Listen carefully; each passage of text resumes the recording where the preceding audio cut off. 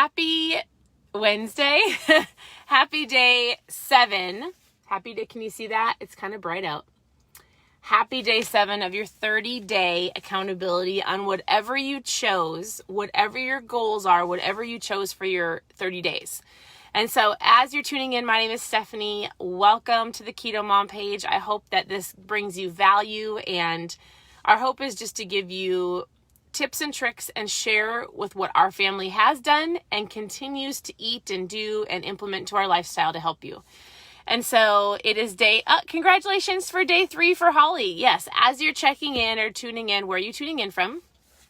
And we're going to dive into real quick, a whole bunch of questions that I got last night. So last night I posted a little visual that said, hey, it's the end of day 6. And then it had just some like keto, let's say like keto mistakes, right?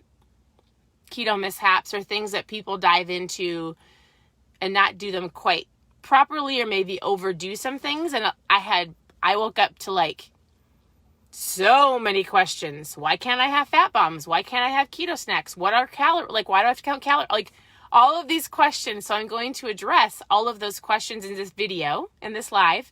We're going to go kind of quick because I could sit here and talk to you about this lifestyle for hours and hours. None of us have hours and hours, but I'm going to give you little tips of why not, how to swap them, how to swap some things out. I'm talking so quickly this morning. So where are you tuning in from? I would love for you to press the share button below. Sharing is caring, and so many people need accountability. And so let me know if you share. So press share below. Good morning, Flavia. She's calling in. She's tuning in from England, London, Great Britain, somewhere over there. We'll say the UK. The UK. So good morning. Okay, so here's what we are going to do. If you are tuning in and you're watching your challenge day, all we did is I said for the next 30 days, I want you to choose one thing that you're focused on. Whether it's eating better, working out, drinking more water, and then every day I'm coming on and you're just checking in, right? I'm not going to come and hound you, but this is your accountability. So check in. This is day 7. If you started when I started, and my goal is just to work out every single day. So 30 minutes, whatever the workout is, just so I can recreate that habit. I've been doing great with my eating. My workouts have been slacking. So that was my 30-day creating a new habit. What is it for you? Now, the questions that I got last night, and this is what we're going to cover real quick. We're going to talk about calories. We're going to talk about fat bombs. We're going to talk about keto snacks. We're going to talk about, hold on, I have a little list. We're going to talk about, you guys like my list? Sound like an old piece of mail. Usually, you should see some of like my behind the scenes stuff. You'd be like, you're a mess. I know, I'm a mom, right? So we're going to talk about comparison, expectations, and that's the majority of it. Desserts, keto desserts. So we're diving right in. As you're tuning in, where are you tuning in from? And press the share button so other people can watch and just kind of have the accountability like you do, right? So we're diving in. Question number 1, calories and keto. So oftentimes people start this lifestyle, and when they're just starting, I say things like, take the buns off the burgers, the croutons off the salad, grab a lettuce wrap, swap out the cereal for breakfast for like bacon and eggs, swap out the sandwiches at lunchtime and just have the meats and the veggies, right? Just get rid of the pasta and the potatoes. There's some very simple things. If you're doing those things, right, I want you to think about this. If you're swapping out better options for meals, if you're drinking more water, and here's the kicker, if you're not eating if you're not hungry.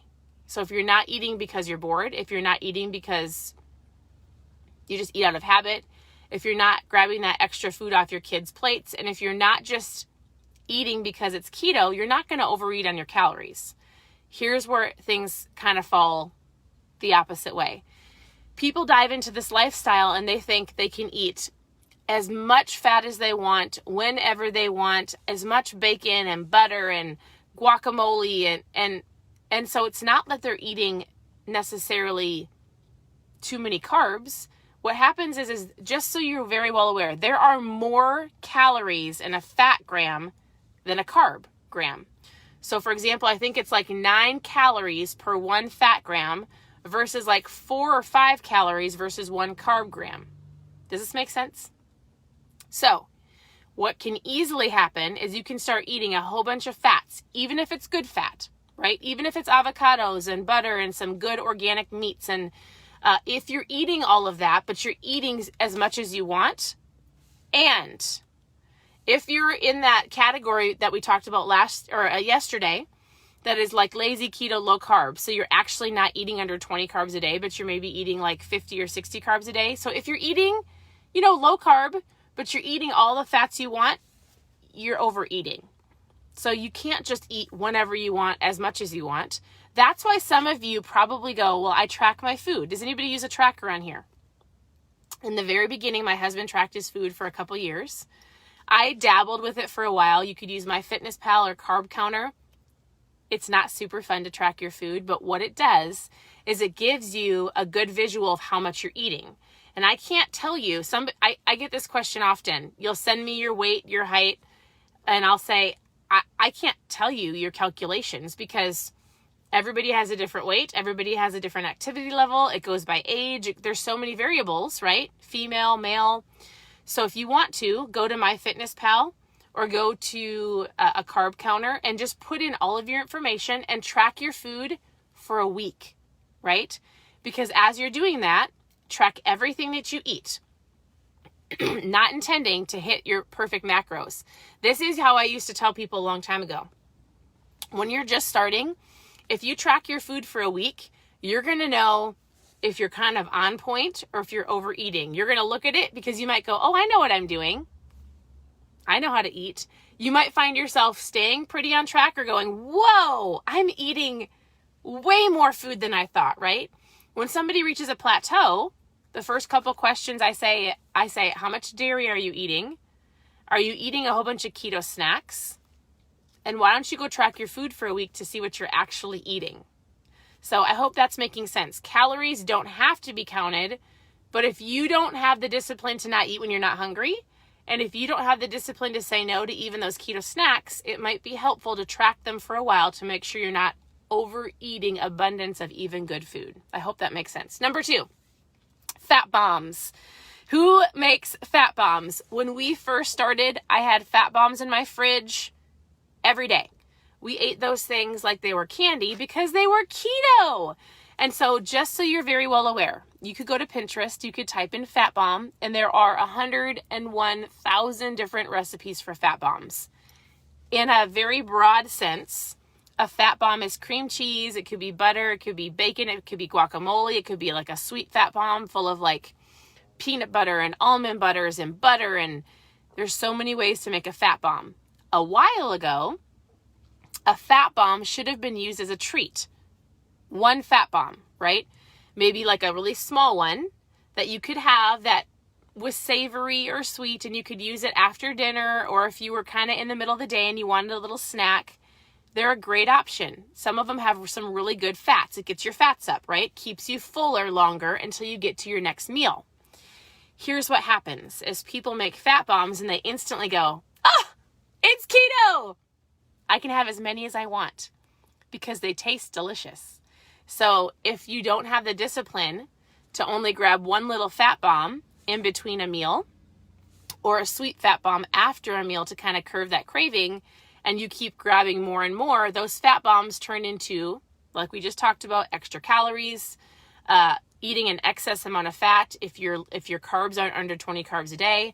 So a fat bomb can be used as a tool, not as an everyday, all day, whenever I want, as many as I want treat. Does that make sense? So everything, the whole like everything in moderation, I don't always believe that, but it's no different than eating fats. Fat bombs are a treat, not an all day, everyday thing. I actually, what's interesting? When we dove into eating this lifestyle 5 years ago, I used to use heavy whipping cream like it was going out of style, and cream cheese and butter. And since over the last, it took me a couple years, my body doesn't use that very well. And I would still feel kind of bloated. So if you're like, man, I'm eating keto and low carb, they say I can eat dairy and cheese and I can have 3 cups of coffee with heavy cream. Just so you know, the equivalent of a couple fat bombs, or even your coffee that you might be drinking 3 or 4 cups of coffee with heavy cream and butter, is an entire meal. Like, you shouldn't be eating then. That's like, some people go, well, I'm not really eating meals. Yes, you are. Your snacks and your coffee, if you're having more than 1 cup of a fat coffee, or your fat bombs, is an equivalent to a solid meal when you add up everything that's in it. So you might not feel like you're eating a meal, but you are. So I actually stopped making a whole bunch of like heavy cream, really thick. We'll use cream cheese in like our meatballs, or we'll use cream cheese in like our chicken dips and things, but I don't make any of those snacks anymore, rarely, because it's still really heavy. And I just feel like, ugh. It might not be you. Everybody's different, right? So that's the fat bombs. That kind of transitions really quickly over into the keto snacks. So anybody have any packaged keto snacks in their house? There's a lot of those out there. Cookies and bars and all of these keto snacks. Those are the same thing as a fat bomb. They can easily be overeaten, because you might find yourself eating out of habit, eating out of snacky, if you're a snacky person, constantly munching. So just be aware of how often you're grabbing those snacks. If you're eating some good solid meals, right, and you're drinking a lot of water, you don't need to be snacking all day long. So if I grab a snack, it's usually a beef stick, or I'll grab a handful of macadamia nuts, or a pickle, or a hard-boiled egg. Those are kind of my go-to things. Super simple, but I'm not a snacky person at all. I just like a solid meal. I drink my ketones, I drink my water, I feel great. So that's the whole snacky things. I think sometimes people easily overdo those. Let me look at my list real quick. Okay, so same thing with desserts. Expectations. That was a huge, like, what do you mean? I've said this before, and I don't want to be mean. This is something that I'm like, don't hate me for saying this, but remember, with expectations with this lifestyle, you did not get to where you are today overnight. You're not going to get to where you want to be tomorrow overnight.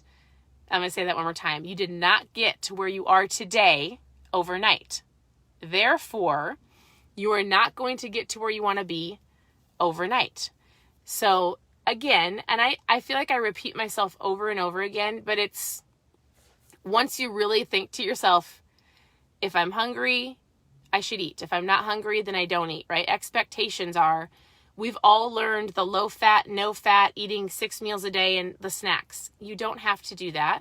And a lot of this is education and then taking action.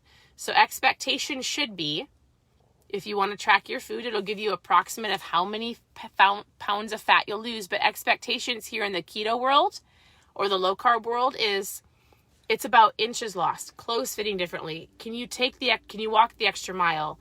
Are you finding yourself more energized, sleeping better? All of those things are great expectations. The scale will catch up. And I'm just going to be real with you. I talked to one of you yesterday, and you were like, well, my goal is 135, I'm 138. Ketones preserve muscle. You're not losing muscle mass at all. If you're in the gym, if you're working out, there's so many variables. You might never see that number on the scale that you want, ever. But you might be leaner. You might look differently. You might, be flatter. There's so many different things that you have to look at. So I know if I only went by the scale, I am not the 125. I would love to be probably, if I had to say a number, 125, 120, 125. I think I'm probably 130, but I also am stronger than I ever was before. Muscle weighs more than fat, but I look differently. And so I just don't step on the scale. I have no idea how much I weigh, but I haven't weighed myself in over a year, but I can just tell. Approximation, because I can see what I look like. If I start overeating, I get really swelly in my face really quickly. And then just in my mid region, if I know that I'm not eating well, that's just where I tend to gain weight. So just take pictures, take measurements. People will start to tell you, oh my goodness, you look great. That's a sign that it's working, right? The scale is not always your friend, rarely is your friend. Weigh yourself once a week or once every 2 weeks if you want to, not every single day. There, that's the scale. Expectations. Along with expectations come comparison. So there is never a more prevalent time You can type in a hashtag keto on Instagram and you can go compare your journey to everybody else's journey. Oh my goodness, she lost 100 pounds. She lost 50 pounds. But remember, you don't see what people have gone through their entire lives. You don't know what triggered in their brain to make them stick to it, to make them stick to the discipline. Like, comparison is the thief of joy. It's not my saying. I think it was Theodore Roosevelt. I shared it yesterday. We can compare ourselves to anything, right? Parenting, marriage, finances, jobs, fat loss. And so just think about this. I love to say, stay in your own lane. Stop looking over here and stop looking over here. If you cannot follow somebody on social media without comparing your journey to somebody else's, you should be able to watch somebody to learn from them, right? So I have the same thing like in my business. If I can't watch somebody and learn from them, and I'm watching and getting angry, I don't follow that person. So if you're not, and that's with anything in life. So if I'm watching somebody and I feel like garbage, that's on me. That's not on them. That's not on anybody else but yourself. That's on me. If I'm watching somebody and I'm comparing my journey and I get frustrated, I have to remove myself from that situation until I can watch somebody and learn from them. If I'm learning and growing and implementing what they're telling me, then I continue to watch them. And again, it's not their fault. It all has to do with an internal like mindset, right? So focus on your own journey. Wives, your husbands are probably going to lose fat loss faster than you. We have hormones. We are ladies. We've got different things going on. So even your spouse, you do not get mad at your husband because he dropped, soda and a couple snacks and he's down, 15 more pounds than you. Don't get mad at him for that. It's just the way his body is, and he can't help it. So be kind. Be kind to yourself and be kind to others. Lastly, a couple of the other things, it was like not eating enough. I feel like I don't really fall into very many people that aren't eating enough. If you're hungry, eat. If you're not hungry, you don't have to eat. I always say don't eat like when you feel like you're hungry or not hungry. Just make sure you're drinking plenty of water. Make sure you have electrolytes. Don't just snack to snack. It's really about paying attention to how your body's feeling, right? If you're hungry, eat. If you're not hungry, don't eat.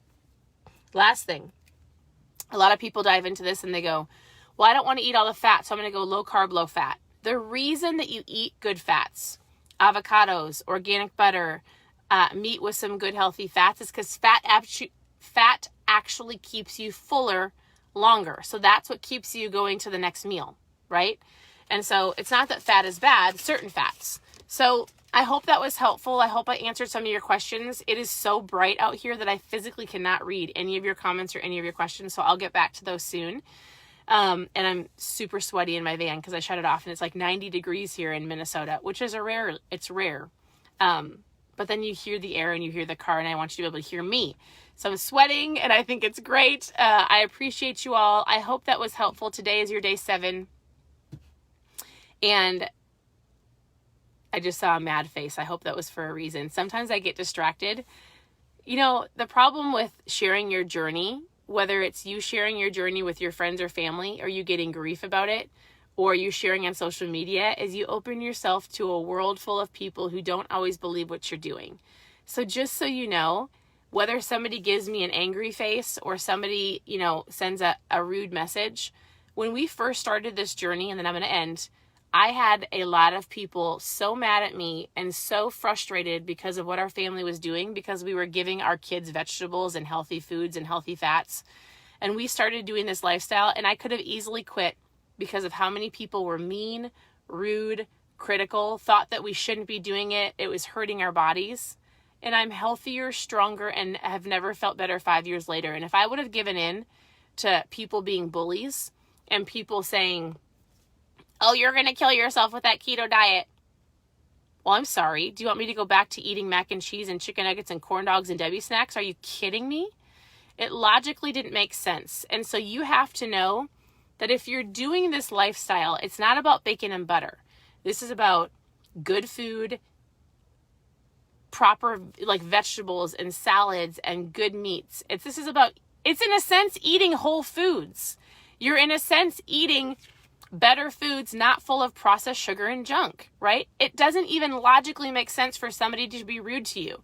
And if somebody's coming at you, just know that if you feel better, people may, I don't know, we just had this conversation with my sister the other day. My sister and I were at the beach with our kids, and I said, isn't it interesting that when you are on a journey to better, how many people make you feel bad about it? Why? Isn't it funny how if you want to go work out, or if you are working on eating healthier, how many people might degrade you because it makes them feel less? It's like, don't be that person, right? And if somebody's making you feel bad about your health journey, just know that they're internally probably feeling guilty for not taking care of themselves. And there's rude people out there, and you have to know that what you're doing is for you, not anybody else's approval, right? And so just know that if you're making healthier choices, other people might try to bring you down, and it's on them. No different than comparison. That's on you, right?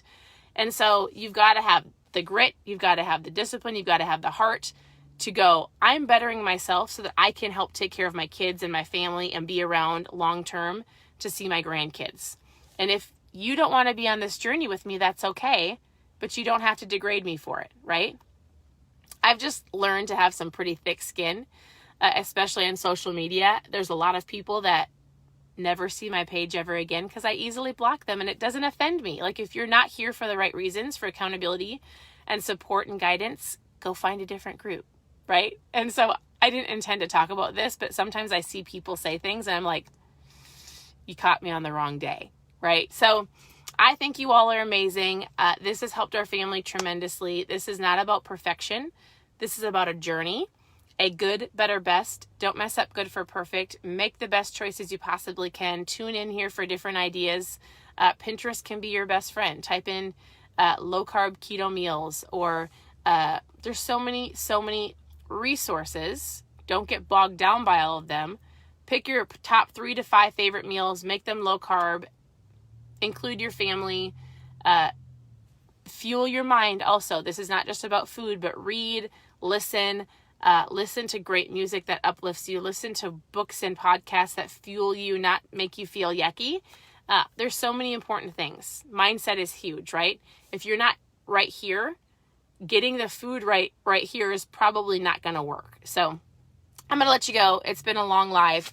I hope you guys have an amazing day. The reboot is still available, and I'm still sending out samples every single day of my mom fuel. If you want to know more about the reboot, post reboot below. If you only got a couple of days to join us. And then if you want to know more about just the keto challenge, just post challenge below, and I'd love to chat. So have a great day, and we'll talk to you guys very soon.